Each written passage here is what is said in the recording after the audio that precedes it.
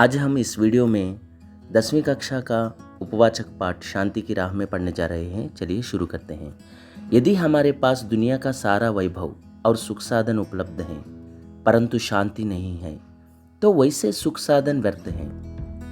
संसार में मानव द्वारा जितने भी कार्य किए जा रहे हैं, सबका एक ही उद्देश्य है, शांति। यदि हमारे पास ఒకవేళ మన వద్ద దునియా కా సారా వైభవ్ और సుఖ సాధన ఉపలబ్ధ है, ఈ ప్రపంచానికి చెందిన మొత్తం వైభవం సుఖ సాధనాలు ఉండి పరంతు శాంతి నహీ హై తో, శాంతి లేకపోతే వైసే సుఖ సాధన వ్యర్థ హై, అలాంటి సుఖ సాధనాలన్నీ వ్యర్థమే।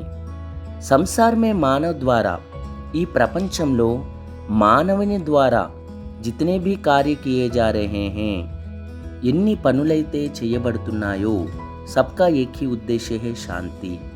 అందరిది ఒకే ఒక ఉద్దేశ్యం, లక్ష్యం, शांति। सबसे पहले तो हमें यह जान लेना चाहिए कि शांति क्या है।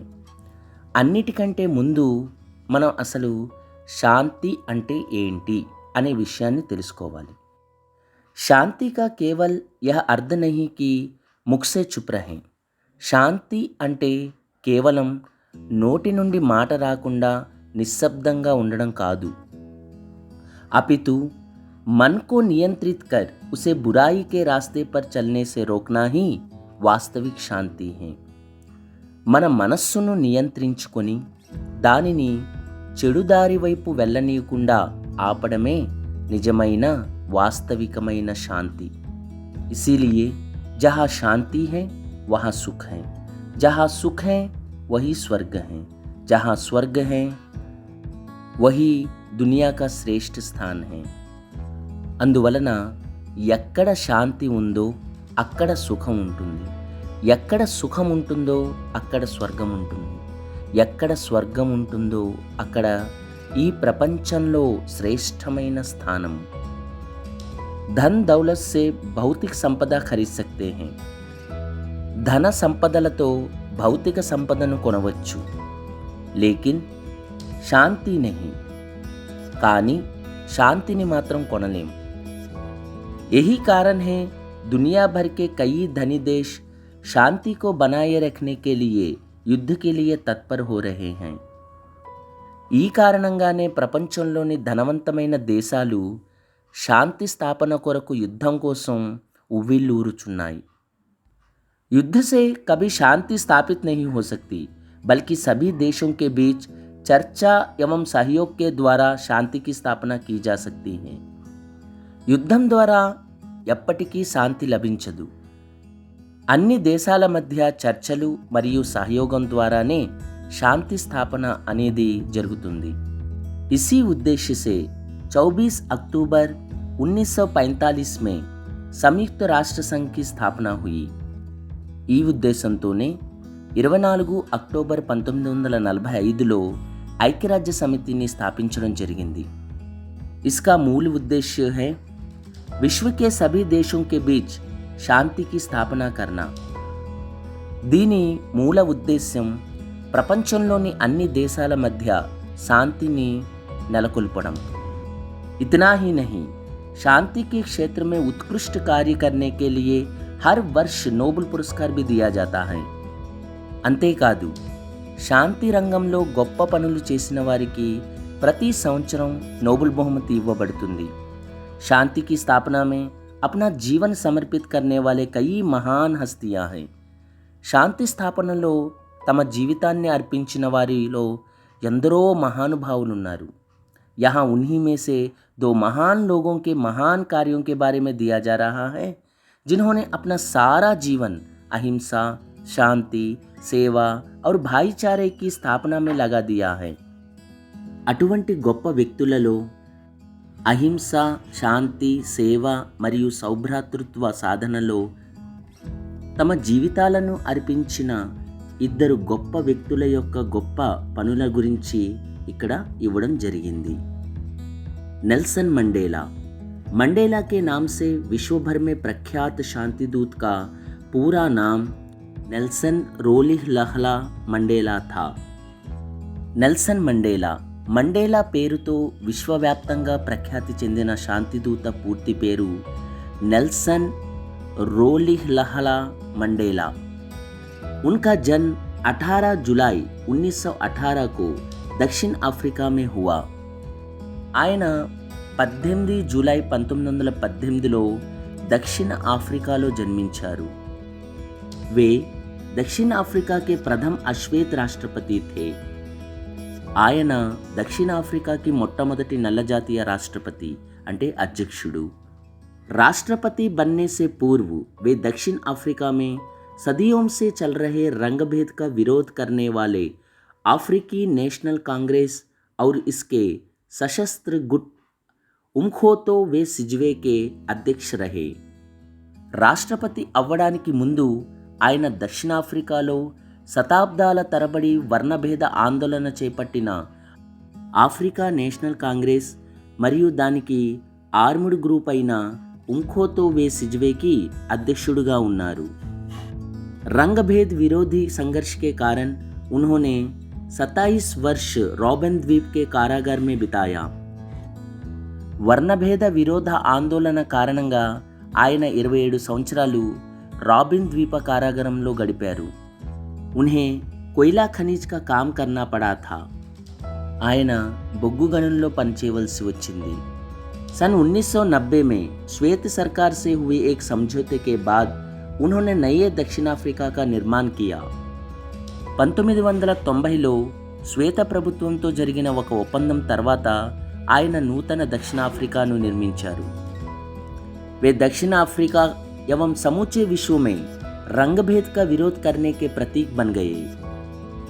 ఆయన దక్షిణాఫ్రికా మరియు ప్రపంచవ్యాప్తంగా వర్ణభేద विरोधिकुनिगा गुर्तिंचबड्डारू। संयुक्त राष्ट्र संघ ने उनके जन्मदिन को नेल्सन मंडेला अंतर्राष्ट्रीय दिवस के रूप में मनाने का निर्णय लिया। ఐక్యరాజ్య సమితి ఆయన పుట్టినరోజును నెల్సన్ మండేలా అంతర్జాతీయ దినంగా జరుపుకోవడానికి నిర్ణయించింది। दक्षिण अफ्रीका के लोग मंडेला को व्यापक रूप से राष्ट्रपिता मानते हैं। దక్షిణాఫ్రికా ప్రజలు మండేలాను జాతిపితగా భావించారు। उन्हें लोकतंत्र के प्रथम संस्थापक और उद्धारकर्ता के रूप में देखा जाता था। ఆయనను ప్రజాస్వామ్య ప్రప్రథమ స్థాపకునిగా ఉద్ధారకర్తగా చూసేవారు। दक्षिण अफ्रीका में प्रायः उन्हें मदीबा कहकर बुलाया जाता है। దక్షిణ అఫ్రికాలో మండేలా గారిని మదీబా అని పిలుచుకుంటారు। यह शब्द बुजुर्गों के लिए सम्मान सूचक है। మదీబా అనేది పెద్దవారి కొరకు గౌరవ సూచకము। उन्हें अब तक 250 से भी अधिक राष्ट्रीय व अंतर्राष्ट्रीय पुरस्कारों से सम्मानित किया गया है। ఆయనను ఇప్పటి వరకు 250కి పైగా జాతీయ అంతర్జాతీయ బహుమతులతో సన్మానించడం జరిగింది। सन 1993 में नोबेल शांति पुरस्कार, भारत रत्न पुरस्कार और सन 2008 में गांधी शांति पुरस्कार प्राप्त हुए हैं। 1993వ సంవత్సరంలో నోబెల్ శాంతి బహుమతి, భారత రత్న పురస్కారం ఆయనకు లభించాయి। 2008లో గాంధీ శాంతి పురస్కారం కూడా ఆయనకు లభించింది। उनका स्वर्गवास 23 नवंबर 2013 को हुआ। ఆయన 23 नवंबर 2013లో स्वर्गस्थुलయ్యారు। ऐसे महान शांतिदूत के निधन पर सारे विश्व ने अपूर्व श्रद्धांजलि समर्पित की। ఇటువంటి గొప్ప శాంతిదూత మరణానికి ప్రపంచమంతా తమ అపూర్వమైన శ్రద్ధాంజలిని ఘటించడం జరిగింది।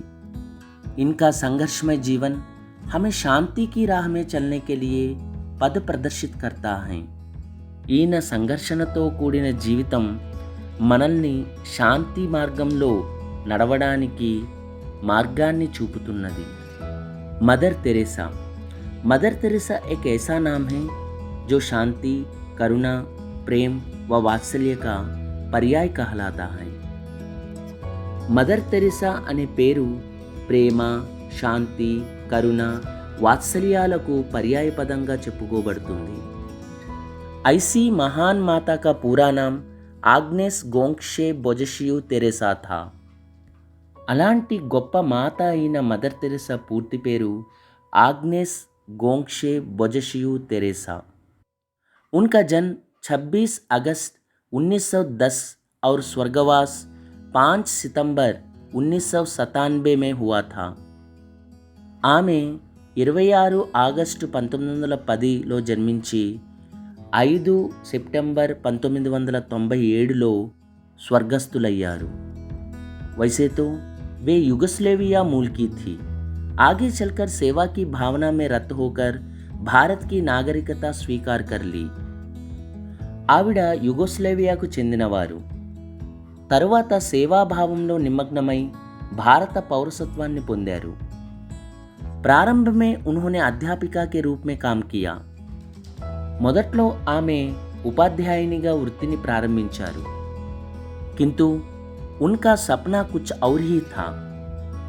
కానీ ఆమె కళ వేరొక విధంగా ఉండేది।